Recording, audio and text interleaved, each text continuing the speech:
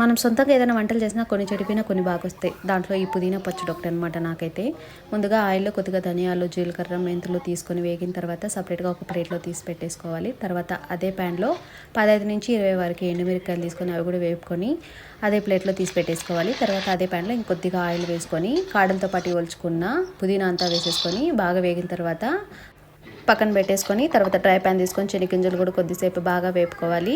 తర్వాత ఒక mixie jar తీసుకొని మనం తీసుకున్న ధనియాలు, ఎండుమిరపకాయలు, అలాగే దాంట్లో ఒక 4 తెల్లగడ్డలపాయలు, కొద్దిగా ఉప్పు, అలాగే చిన్న నిమ్మపండు సైజంత చింతపండు నానపెట్టుకొని అది కూడా వేసేసుకొని కొద్దిసేపు మిక్సీ పట్టేసుకోవాలి. తర్వాత అదంతా బాగా పేస్ట్ అయిన తర్వాత పుదీనా అలాగే శనగగింజలు కూడా వేసుకొని కొద్దిగా వాటర్ వేసుకుంటూ బాగా చట్నీ లాగా చేసేసుకోవాలి. తర్వాత ప్యాన్లో కొద్దిగా ఆవాలు, అలాగే ఉద్దిపప్పు, సన్నగా తరిగి పెట్టుకున్న ఆనియన్ ఎక్కువ మగ్గాల్సిన అవసరం లేదు.